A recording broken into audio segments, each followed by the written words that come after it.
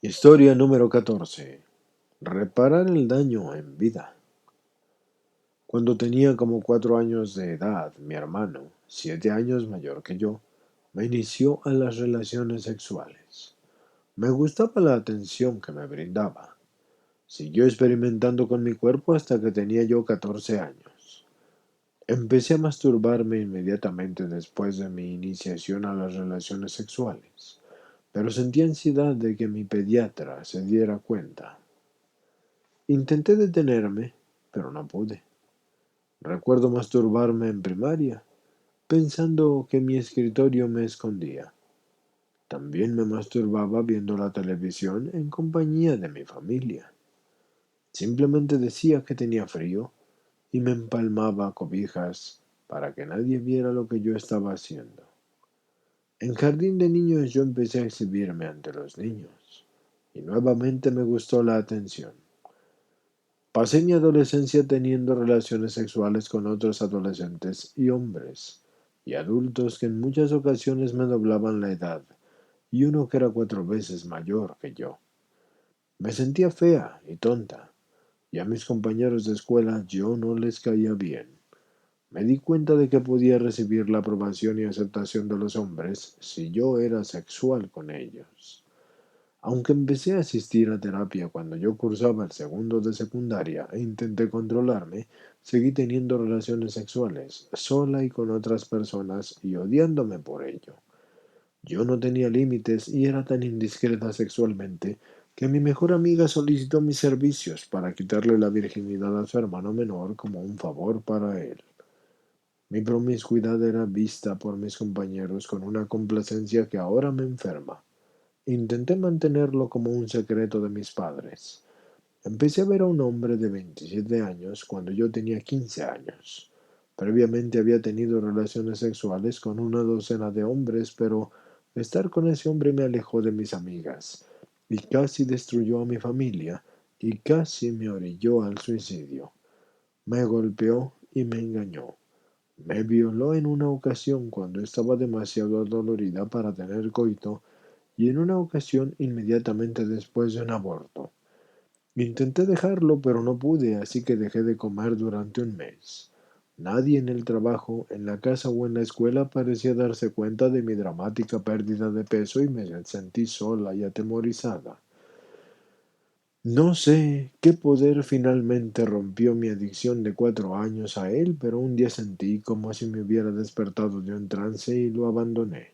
Desafortunadamente para entonces ya me había hecho adicta al control de mi peso y terminé la preparatoria con un promedio de 6 y sin planes para mi futuro. Viví mi década de los 20 con una serie de trabajos de baja paga y una multitud de relaciones que me explotaban. Cada vez me odiaba más a mí misma y un novio considerado me llevó a una clínica para pacientes externos que estaba afiliada con el hospital universitario en donde yo trabajaba. Me admitieron inmediatamente al ala de psiquiatría para una evaluación, lo cual resultaba incómodo, ya que yo trabajaba allí. Cuando me dieron de alta, aumentó mi adicción. Estaba viviendo en una vida extraña y de dos polos opuestos, gastando todo mi ingreso discrecional en terapia y todo mi tiempo discrecional teniendo relaciones sexuales con extraños, amigos, compañeros de trabajo e inclusive con mi ginecólogo. Tuve relaciones sexuales en lugares públicos, me exhibí en el trabajo, en un parque nacional, en bares y en una ocasión en la banqueta de una ciudad durante Halloween. Consumía drogas de la calle para ampliar la intensidad de la actuación. Aunque estuve hospitalizada 4 veces y más por motivo de la depresión e intentos de suicidio, yo no me había dado cuenta de que había sufrido de abuso sexual de niña y nadie preguntó cuando le pregunté a mi psiquiatra qué pensaba acerca de mis conductas sexuales extremas. Él me dijo que solo era yo hipersexual. Al final de mi década de los 20, me casé con un hombre con quien yo no quería tener relaciones sexuales. Ya no había atracción física y me sentía a salvo con él, pero traté de controlar cada aspecto de nuestra vida juntos. Rápidamente tuvimos un bebé y después dejamos por completo de ser sexuales entre nosotros. Mi uso de la fantasía y de la masturbación escalaron al punto de hacerme daño y desarrollé una tendonitis severa en mi muñeca e ignoraba las necesidades de mi pequeño bebé. Me inyectaron cortisona, pero seguí actuando conmigo misma. Mi adicción escaló aún más cuando yo dejé a mi esposo por un vecino guapo. Afortunadamente ese hombre exigió que yo reconociera que haber tenido relaciones sexuales con mi hermano era abusivo para mí. Así que me uní a un programa de 12 pasos para sobrevivientes de incesto y rompí a través de mi negación y reconocí que de niña yo había sufrido de abuso sexual en muchas ocasiones. Me di cuenta de que mi familia había actuado de forma sexual inapropiada y que mi abuelo había tenido múltiples aventuras amorosas. Llevé a cabo los primeros 8 pasos de la recuperación y dejé de odiarme. Y sin embargo mi vecino explotaba mi adicción sexual y la utilizaba para controlarme. Mi mayor remordimiento es cuando descuidé a mi hijo mientras que estuve enredada con ese hombre. Estaba más enferma que nunca, a pesar de que había estado en terapia durante 20 años. Después de años de rompimientos dolorosos seguidos por reconciliaciones sumamente sexuales, mi vecino casualmente anunció que yo era un adicto sexual. El momento en que escuché las palabras adicto sexual, supe que había encontrado la parte faltante del rompecabezas de mi locura. Así que busqué a sexoadictos anónimos en el directorio y llamé y tuve que dejar mi número de teléfono para que me llamaran para saber en dónde se llevaban a cabo las juntas. Tuve que esperar la llamada y eso me pareció una eternidad. Cuando asistí a mi primera junta supe que había llegado a casa. Durante 30 años me había sentido diferente, con fallas, y rara, y sin esperanzas. Aquí había un salón lleno de gente, y era gente buena que eran adictos al sexo, así como yo. Me sentí abrumada con la esperanza, y lloré como nunca me había atrevido a llorar antes. Quisiera decir que todo fue feliz, pero siempre así, pero no, no puedo. Lo que sí puedo decir es que mi vida mejoró de una forma constante con algunos serios topes en mi camino. La abstención de las relaciones sexuales fue terrible para mí, y viendo en retrospectiva me di cuenta de que me había masturbado o había tenido relaciones sexuales con alguien durante cada una de las noches de las últimas 2 décadas. Ahora no podía dormir y me sentía como si trajera gripe y me dolía cada articulación. Estaba irritable, olvidadiza y llorona. Asistía a cada junta que teníamos. Solamente eran 2 a la semana. Conseguí un patrocinador, escribí mis 3 círculos y empecé a leer todo lo que podía encontrar sobre la adicción sexual y la recuperación. Los primeros 6 meses fueron intensos y dolorosos, pero también fueron de mucha ayuda y llenos de júbilo.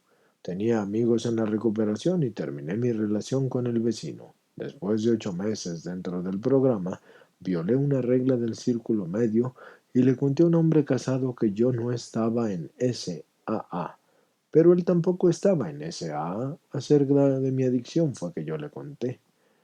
Al hacer esto, en menos de 24 horas tuvimos el sexo.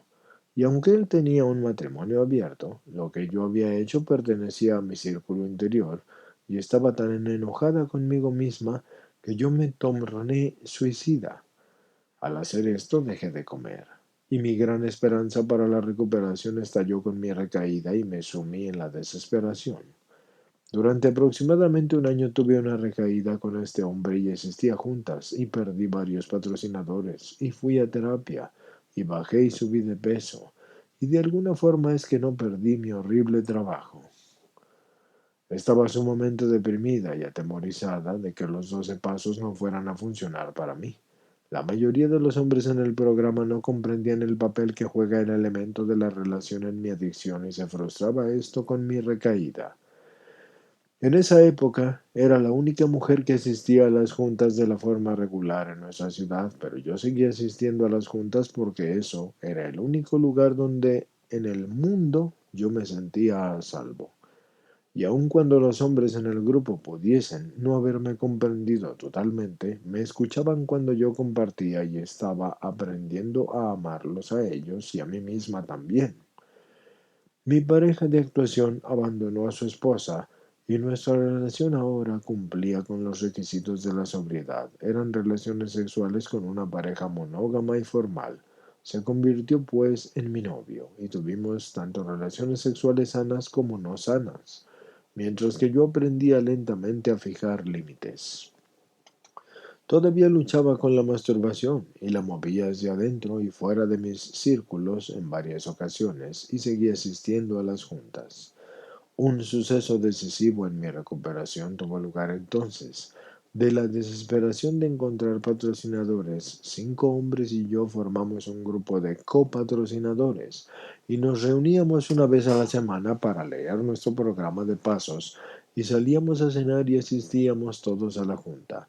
Con el apoyo de mi grupo de copatrocinadores presenté mi primer paso a la confraternidad 4 años después de haberme unido a SAA. Durante mi preparación para mi primer paso, tuve un despertar espiritual que me transformó y en verdad sentí la presencia física y bondadosa de Dios en mi vida. Recién motivada e impacientemente, seguí con el grupo de copatrocinadores llevando a cabo los pasos del segundo, tercero, cuarto y quinto. Estaba sobria sexualmente, volviéndome más sana emocionalmente y asistía a la universidad y había alegrías y risas y esperanza en mi vida, reemplazando la desolación y la aversión. Después descubrí que mi novio me había estado engañando con 3 mujeres diferentes durante años. Mi vida se derrumbó. Me torné suicida nuevamente. Yo quería dejar de vivir creyendo que había fallado en la recuperación. Desarrollé un caso agudo de síndrome de estrés postraumático y dejé de comer durante semanas y llegué al límite de ser psicótica. Creo que los miembros de mi grupo de copatrocinadores y otras personas dentro de la confraternidad salvaron mi vida en esa ocasión porque yo quería morir y me sentía incapaz de seguir adelante, así que me cuidaron llevándome a sus hogares a dormir porque me sentía demasiado al borde del suicidio para estar sola. Asistí a 2 juntas de 12 pasos al día durante 7 semanas y no quería establecer un nuevo récord de asistencias. Simplemente no toleraba estar sola y estaba demasiado enferma para ir al trabajo, así que fui a un centro de rehabilitación para pacientes externos para recibir un programa intensivo de terapia, y fue allí donde acepté de una forma sin riesgo mi ira acerca de haber sufrido abuso sexual y de ser una adicta y de haber sido engañada. Pero cuando yo salí del centro manejé hacia el desierto sola, queriendo suicidarme porque todavía me sentía desdichada por la pena. En desesperación me paré a la mitad de un desierto montañoso enorme y le supliqué la ayuda a Dios. Y en ese momento entregué por completo mi vida a su cuidado, al cuidado de Dios, como no lo había podido hacer antes. Cuando yo llegué a mi casa a tomar medicamentos antipsicóticos para mejorar, empecé a intentar vivir la voluntad de Dios, no la mía. Seguí con 2 juntas diarias y participé en un programa de terapia de 4 meses que me enseñó habilidades prácticas para la vida. Me di cuenta de que había pasado mucho tiempo en la fantasía y en la masturbación y que no había desarrollado técnicas sanas para manejar las presiones normales de la vida. Así que seguí con mi grupo de copatrocinadores, volviendo a llevar a cabo del primer al quinto paso, aunque sí descubrí la infidelidad de mi novio. Y eso me pareció catastrófico, porque fue a través de esa experiencia que yo aprendí la verdadera compasión para mí misma y para otros.